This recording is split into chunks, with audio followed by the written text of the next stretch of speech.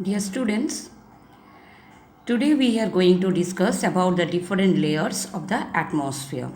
That means the structure of the atmosphere. In present day, knowledge about the atmosphere is based on the information received through the radars and the satellites. The density and the temperature of the atmosphere is not same everywhere. The density of air decreases rapidly upwards. The total extent of the atmosphere can be roughly divided into the layers such as troposphere, stratosphere, mesosphere, ionosphere, and the exosphere. So, the first layer of the atmosphere is the troposphere. So, we will discuss on troposphere now. As it is written, the word troposphere is derived from the Greek word tropos, that means the turbulence or the mixing. That means the different kinds of gases are present in this layer.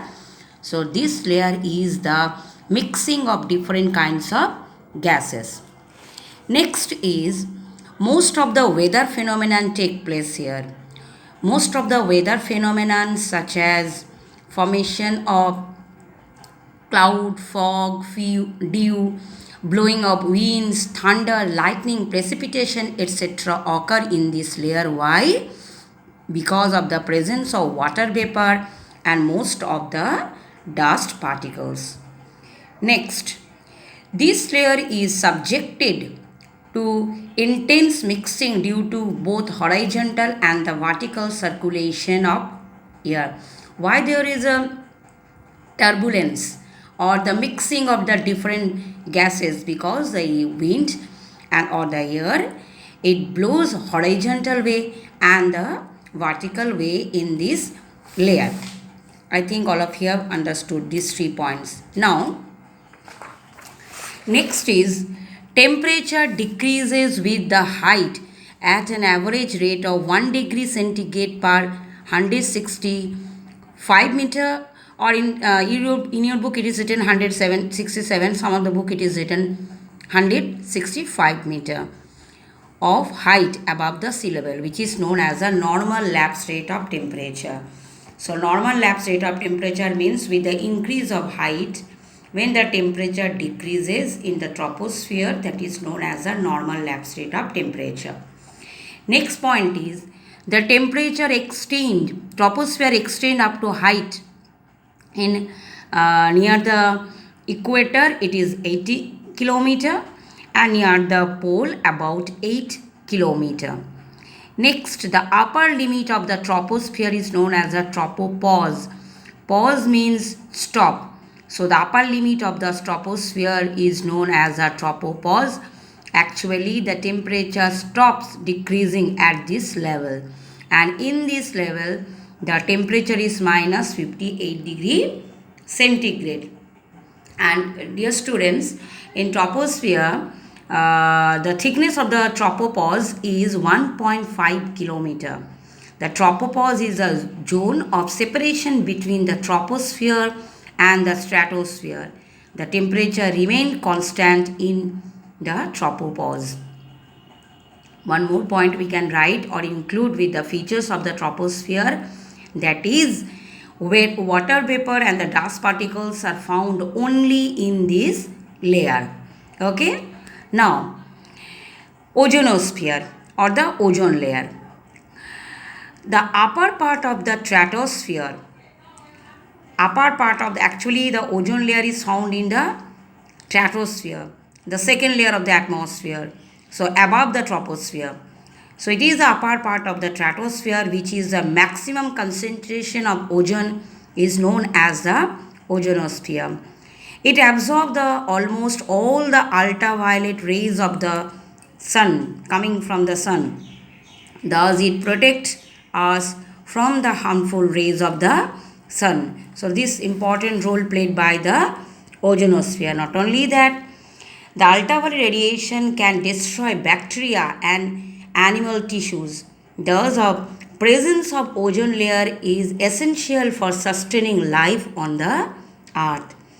A study of the ozone layer shows a decline in the total global ozone. The scientists have discovered a hole in the ozone over the continent of Antarctica. The depletion of ozone layer is mainly due to the release of chlorofluorocarbons or CFCs from the Earth's surface into the atmosphere, and it poses a serious threat to ozone layer. And students, CFCs are widely used as a cooling fluids in the refrigerating system and the air conditioner. Many households all over the world and also use CFCs charge aerosol spray cans as the propellants. The CFCs, when released in the air, are transported. How they are transported? They are transported by the vertical atmospheric circulation and reach the ozone layer in the stratosphere. It can convert the ozone into ordinary oxygen molecules. Thus, concentration of ozone in stratosphere is reduced. The ozone depletion results in the rise of temperature on the Earth's surface. It causes global warming, acid rain, melting of that continental glacier, rise in the sea level, skin cancer, poisonous smog, then decrease in photosynthesis, ecological instability, and disaster. So these are the ill effect of the depletion of the ozone layer. Now the next layer of the atmosphere, that is the stratosphere. So above the troposphere, the layer that lies known as a stratosphere, which extend up to that 50 kilometer above the surface of the earth. It is in the stratosphere, temperature increases with the increase of altitude. Why? Due to the absorption of ultraviolet radiation from the sun. But about at about 50 kilometer, the temperature begins to fall. Okay? The stratosphere is free from water vapor and the dust particles. That's why no cloud, no air turbulence in this layer. And thus in this layer provide ideal condition for the flying by the jet aircraft. So jet aircrafts can move freely through this layer only because this layer is free from any kind of air turbulence. Next, temperature remains almost constant in the lower layer of the stratosphere. So in the lower layer of the stratosphere, the temperature almost constant. The temperature increases, already I have told, due to the absorption of the ultraviolet radiation of the ozone layer.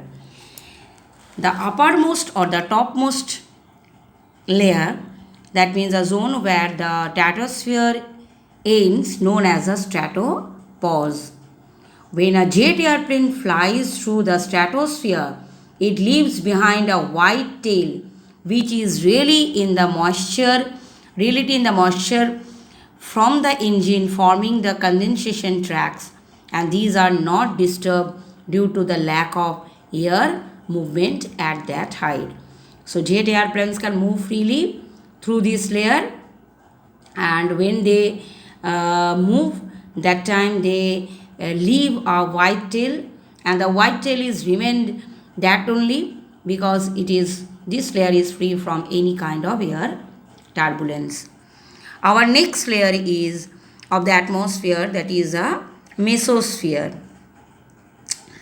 Mesosphere is the layer which extends a height of 80 km above the stratosphere. In this layer, temperature decreases with the height above the mean sea level. How much? And minus 90 degree consequently. And it may be pointed out that mesosphere has a coldest temperature in the atmosphere. The end of the mesosphere is known as a mesopause. So it is the coldest layer in the atmosphere, and near the mesopause the temperature reaches minus 100 degree centigrade.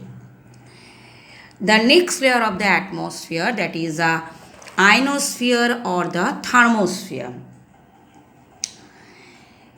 The thermosphere is a layer that is found beyond the mesosphere. In this layer, the temperature increases rapidly with the increase of height above the mean sea level, and temperature increases amazing rate. How much? Temperature limit, in the upper limit of the thermosphere, temperature reaches up to 1408 degree centigrade. Okay, the air is very thin and holds little heat, and one does not feel warm even at such a high temperature. The thermosphere protects us from the meteors and the obsolete satellites, as high temperature can burn that nearly all the debris coming towards the earth. So this layer protects us from the all kinds of debris and the obsolete satellites which are coming towards earth. This layer contains ions. Ionization refers the process by which atoms are charged into ions. Okay, and the radio waves, the layer reflect the low frequency of radio waves back to the earth, and thus help in the long distance communication. So these help in the long distance communication. The colorful light seen in the night sky near the two poles of the earth is due to the interaction of ionosphere with the lower atmospheric layer. Near the North Pole, this phenomenon is known as the aurora borealis or the northern lights, and the South Pole, this phenomenon is known as the aurora australis or the southern lights. Okay, and the last layer of the atmosphere, that is exosphere. The topmost layer of the atmosphere is known as the exosphere. What are the main features of the exosphere? Now, our knowledge about this layer is extremely limited.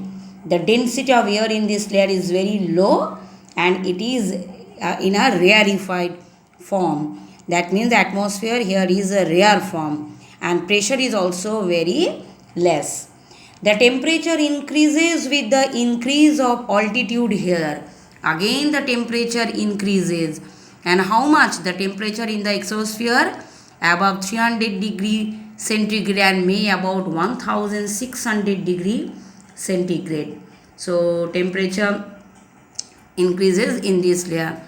The lack of gravity in exosphere allow the traces of gas molecules such as oxygen, nitrogen, argon and helium to be present in this layer. So exosphere merges gradually after that into the outer sphere, outer space. Thank you, children.